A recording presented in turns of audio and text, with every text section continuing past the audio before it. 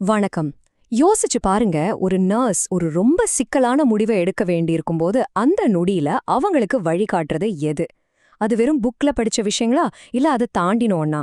நர்ஸ்கள் தங்களோட அறிவை எங்கிருந்தெல்லாம் பெறுகிறார்கள்னு தான் நாம இந்த பகுதியில ஆழமா பார்க்க போறோம்.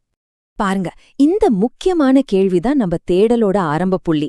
நர்ஸ்களோட முடிவுகள் ஒரு உயிரை காப்பாத்தலாம், இல்லனா பெரிய தாக்கத்தை ஏற்படுத்தலாம். அதனால அந்த முடிவுகளுக்கு பின்னாடி இருக்கிற அறிவு எங்கிருந்து வருதுன்னு புரிஞ்சுக்கிறது ரொம்பவே அவசியம்.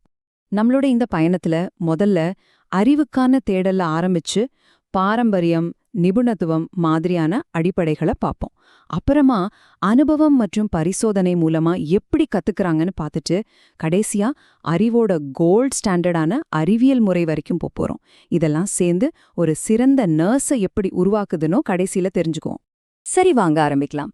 நர்சிங்குங்கிறது எப்பவுமே நின்னு போற ஒரு துறை கிடையாது. டெக்னாலஜி, நோய்கள், சிகிச்சைகள்னு எல்லாமே மாறிக்கிட்டே இருக்கு. அதனால அது ஏன் தொடர்ந்து புது அறிவை தேடிட்டே இருக்குதுன்னு முதல்ல புரிஞ்சுக்குவோம். ஏன்னா அதோட இதயமே தொடர்ந்து வளர்ந்துகிட்டே இருக்கிற ஒரு பெரிய அறிவு தொகுப்பை நம்பிதான் இருக்கு. இங்க பாருங்க, நர்சிங் அறிவுங்கிறது ஒரே ஒரு மூலையிலிருந்து வர்றதில்ல. அது சயின்ஸ் உண்மைகள், மனிதாபிமான புரிதல், ஒரு ஆர்ட் மாதிரி மென்மையான விஷயங்கள், அப்புறம் நிஜ வாழ்க்கை அனுபவங்கள்னு பல விஷயங்களோட ஒரு அழகான கலவை. இந்த அறிவோட மூலங்கள் என்னென்னு தான் நாம இப்போ ஒன்னொன்னா பார்க்க போறோம். முதல்ல அறிவோட ரொம்ப பழமையான, ரொம்ப அடிப்படையான 2 மூலங்களை பத்தி பேசுவோம்.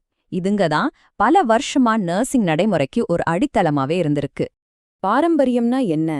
சிம்பிளா சொல்லணும்னா, நாங்க எப்பவுமே இப்படிதான் செய்வோம்னு சொல்றதுதான். சீனியர் நர்ஸ்கள் அவங்களோட அனுபவத்தையும் நடைமுறைகளையும் ஜூனியர் நர்ஸ்களுக்கு சொல்லிக் கொடுக்கறது தான் இது. உதாரணத்துக்கு, ஒரு நோயாளிய எப்படி கம்ஃபர்டபுளா படுக்க வைக்கிறது மாதிரியான சின்ன சின்ன விஷயங்கள் கூட இப்படி தலைமுறையா கடத்தப்படுது. பாரம்பரியம் ரொம்ப மதிப்புமிக்கதுதான். ஆனா அதுல ஒரு முக்கியமான சிக்கல் இருக்கு. நாம கேள்வி கேட்காமலேயே சில விஷயங்களை பின்பற்ற ஆரம்பிச்சா சில சமயம் காலாவதியான பிரயோஜனம் இல்லாத முறைகளையே தொடர்ந்து பயன்படுத்துற ஆபத்து இருக்கு. அதனால ஒவ்வொரு பாரம்பரிய நடைமுறையையும் இன்னைக்கு இருக்கிற அறிவியலோட வெளிச்சத்துல பார்க்க வேண்டியது ரொம்ப அவசியம். அடுத்தது நிபுணத்துவம், அதாவது அத்தாரிட்டி. நமக்கு ஏதாவது ஒரு பிரச்சனைனா ஒரு எக்ஸ்பர்ட்டோட ஆலோசனையை கேட்போம் இல்லையா? அதே மாதிரிதான் நர்ஸ்களும் அவங்க துறையில இருக்கிற சீனியர்ஸ் அல்லது உலக சுகாதார நிறுவனம் மாதிரியான அமைப்புகளோட வழிகாட்டுதல்களை நம்பி இருக்காங்க. இங்க ஒரு முக்கியமான பாயிண்ட் இருக்கு. நிபுணர்களோட வழிகாட்டுதல் ரொம்ப அவசியம். ஆனா மெடிக்கல் சயின்ஸ் ரொம்ப வேகமா மாறிக்கிட்டே வருது. நேத்து சரியா இருந்தது, இன்னைக்கு தவறா இருக்கலாம். அதனால நிபுணர்களோட ஆலோசனையையும் ஒரு கேள்வி கேட்கிற மனப்பான்மையோட அணுகிறது தான் ஒரு நல்ல நர்ஸ்க்கு அடையாளம். பாரம்பரியமும் நிபுணத்துவமும் ஒரு ஃபவுண்டேஷனை கொடுத்தாலும் நர்ஸ்கள் அவங்க வேலையில ஆக்டிவா இருக்கிறது மூலமா ஏகப்பட்ட விஷயங்களை கத்துக்கறாங்க. இப்போ அந்த செயல் வழி கற்றலை பத்தி பார்ப்போம். பர்சனல் எக்ஸ்பீரியன்ஸ், இதுதான் ஒரு நர்ஸை நிஜமான ஒரு எக்ஸ்பர்ட்டா மாத்துது. ஒவ்வொரு நோயாளி, ஒவ்வொரு சூழ்நிலைன்னு அவங்க சந்திக்கிற எல்லாமே ஒரு புது பாடம். இதை எந்த புத்தகத்திலிருந்தும் கத்துக்கவே முடியாது. அனுபவத்தோட சக்தி ரொம்ப பெருசு. அது ஒரு நர்ஸ்க்கு இன்ட்யூஷன், அதாவது உள்ளுணர்வை வளர்க்க உதவுது. ஆனா அது சில சமயம் ஒரு பக்கச்சார்புடையதாவோ இல்ல முழுமையற்ற தகவல்களோட அடிப்படையிலையோ இருக்கலாம். அதனாலதான் அனுபவத்தை மட்டுமே அறிவுக்கு ஒரே மூலமா எடுத்துக்க முடியாது. அடுத்தது ட்ரையல் அண்ட் எரர், அதாவது முயற்சி மற்றும் பிழை. இது ஒரு சிக்கலை தீர்க்க பல வழிகளை முயற்சி செய்து எது வேலை செய்துன்னு கண்டுபிடிக்கிற ஒரு முறை. இதுவும் ஒரு வகையான ஆக்டிவ் லேர்னிங் தான். இந்த சீனை கொஞ்சம் கற்பனை பண்ணி பாருங்க. ஒரு நோயாளி வலியில கஷ்டப்படுறாங்க. நர்ஸ் மருந்துகள், சூடான ஒத்தடம், அவங்க கவனத்தை திசை திருப்புறதுன்னு பல வழிகளை முயற்சி பண்ணி எது அந்த நோயாளிக்கு பெஸ்டா வேலை செய்யுதுன்னு கண்டுபிடிக்கிறாங்க. இதுதான் பிராக்டிக்கலா ட்ரையல் அண்ட் எரர்ங்கிறதுக்கு ஒரு சூப்பர் உதாரணம்.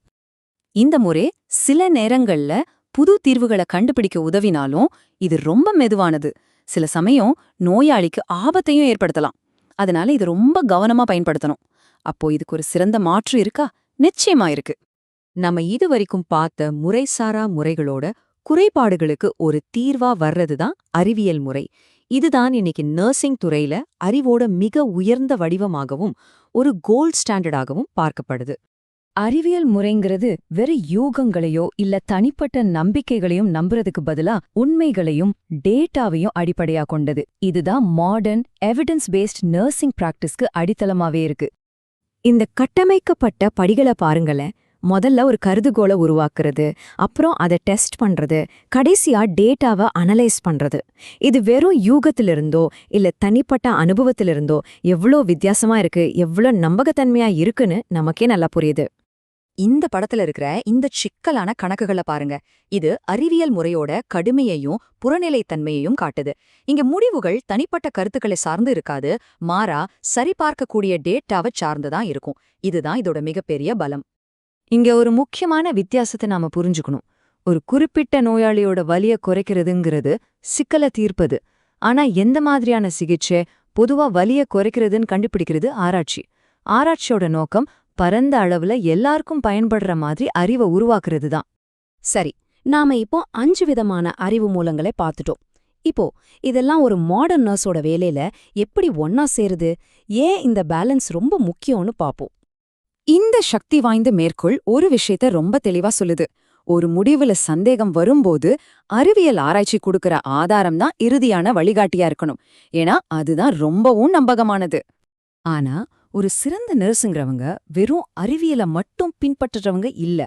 அவங்க அறிவியல் ஆராய்ச்சியோட உறுதியான ஆதாரங்களோட தன்னோட அனுபவத்தையும் உள்ளுணர்வையும் அப்புறம் நோயாளியோட தனிப்பட்ட விருப்பங்களையும் மதிச்சு எல்லாத்தையும் ஒருங்கிணைச்சு செயல்படுறவங்க. அது ஒரு சயின்ஸ் மட்டும் இல்ல, அது ஒரு ஆர்ட்டும் கூட. ஆக நம்மளோட இறுதியான கேள்வி இதுதான். அறிவியலையும் அனுபவத்தையும் பாரம்பரியத்தையும் புதுமையையும் ஒரு மாடர்ன் நர்ஸ் எப்படி சிறந்த முறையில பேலன்ஸ் பண்ணி ஒவ்வொரு நோயாளிக்கும் மிக சிறந்த சிகிச்சையை கொடுக்க முடியும்? இதுதான் இன்னைக்கு நர்சிங் துறை எதிர்கொள்ற மிகப்பெரிய ஆனா ரொம்ப அழகான சவால்.